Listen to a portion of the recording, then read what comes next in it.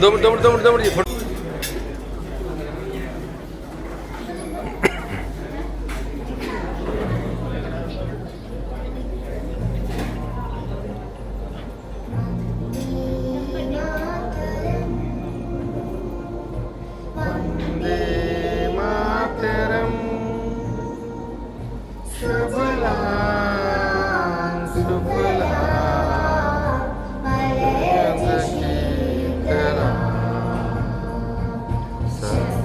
श्यामला मातरम वंदे मातरम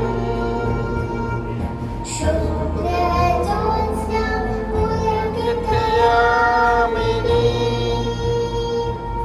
पुल्यप्रसूनितं ब्रह्मज्ञानयोगिनी सुहासिनी सुमधुरगासिनी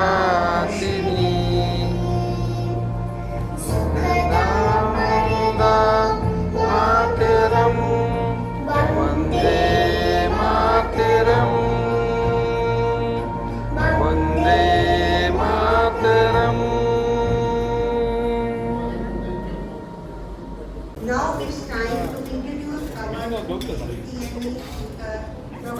Amit Kumar. Dr. Amit Kumar Mandal, senior pulmonologist है, diabetes in pulmonology, sleep medicine and medical intensity. He is currently senior director at Paras Hospital, Panchkula, with over 50 years of clinical and teaching experience.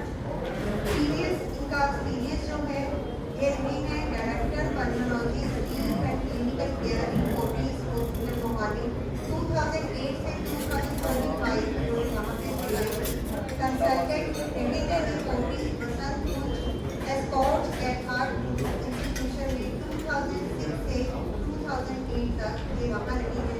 Junior consultant है माता चंदन देवी hospital new Delhi 1997 से 2001 तक। Senior resident and DMC follow metro new Delhi 1997 से 2001 इन्होंने वहाँ पे सेवाएं दी।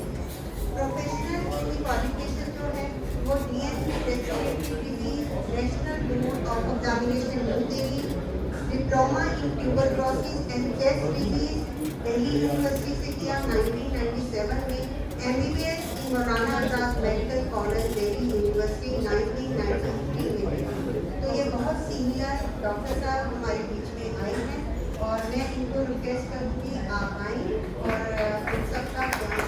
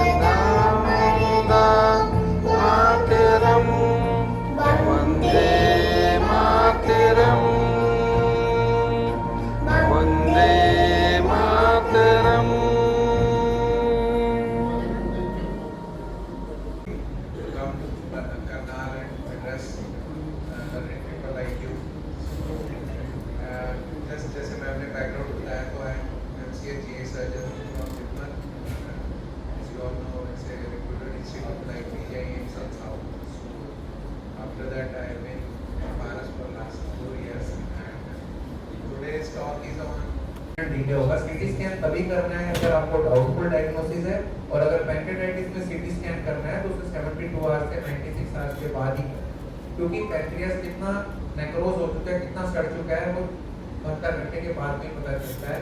ये हमारा मिसकंसेप्शन है कि पहले दिन ही सीटी कराकर हम कुछ अचीव कर लेंगे। We can not achieve anything except हमें अगर कोई दिमाग में कोई और डायग्नोसिस चल रहा है, हमें लग रहा है पैंक्रियाटाइटिस के अलावा कुछ तो नहीं है, तो अर्ली सीटी की रिकमेंडेशन। ऐसे ही आजकल लोग ईआरसीपी स्टैटिंग जल्दी कराने के लिए कि स्टोन है जी, स्टोन तो फंस गया होगा और ईआरसी स्टैटिंग कर दो, जॉन्डिस आया नहीं, मोस्ट ऑफ द स्टोन्स पास हो जाते हैं। तो अगर राइजिंग ट्रेंड ऑफ बिलिरुबिन है, मतलब जॉन्डिस बढ़ रहा है, या आपको कोई ऐसा एविडेंस है कि स्टोन की पॉसिबिलिटी है कि फंस ना गया हो, तब तक आपको कोई एमआरसीपी ईआरसी कराने की जरूरत नहीं है। सीरियल ट्रेंड में 2 और 3 डेज में you can opt for this investigation.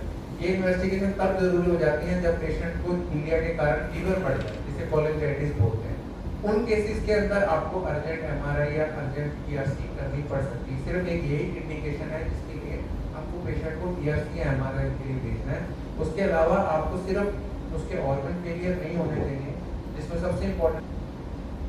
तो एक इस तरह का केस आया था कुरुक्षेत्र से, पेशेंट था 26 ईयर ओल्ड, कभी स्मोक नहीं किया, कभी ड्रिंक नहीं किया। That patient came with biliary pancreatitis, gallbladder में स्टोन जो पथरी किसकी, उसकी वजह से pancreatitis हुआ, और पेशेंट की ईआरसी स्टैटिंग करनी पड़ी क्योंकि उसमें ऑब्जेक्टिव एविडेंस थे कि स्टोन अभी भी वहाँ पर है।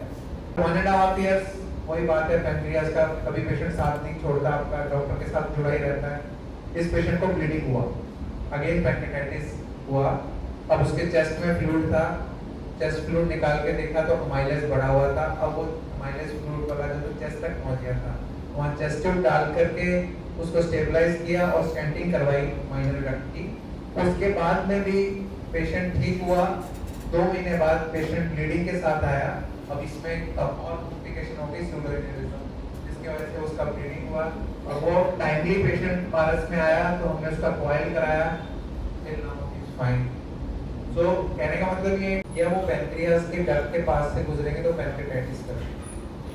लार्ज स्टोन, मतलब जो बड़े स्टोन है जो माइग्रेट नहीं कर सकते उन, अब लार्ज स्टोन क्या करते हैं, गॉलब्लैडर की इन्फ्लेमेशन ज्यादा करते हैं।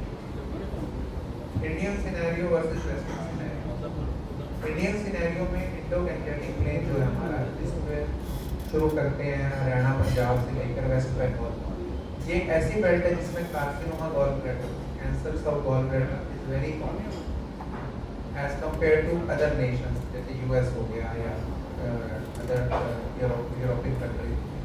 तो गाइडलाइंस हमेशा एपिडेमियोलॉजी के हिसाब से बननी चाहिए, रादर देन कि अमेरिकन ने कह दिया कि नहीं करने की जरूरत है तो नहीं करें। तो व्हाट वी फॉलो, जो बीच का चीज है कि अगर पेशेंट को सिम्टम्स हैं तो करना ही हो, कोई भी साइज का हो। अगर सिम्टम्स नहीं है तब पेशेंट की एज देखी जाती है। 30 इयर्स ओल्ड का कोई पेशेंट आया है, आप उसको, अगर उसकी लाइफ 65-70 मिनिमम मान के चलते हो, आप उसको कैसे श्योर करोगे कि आने वाले 35 सालों में कुछ नहीं होगा? 35 साल में कोई ना कोई कॉम्प्लिकेशन होने की संभावना रहेगी ईयरली बेसिस।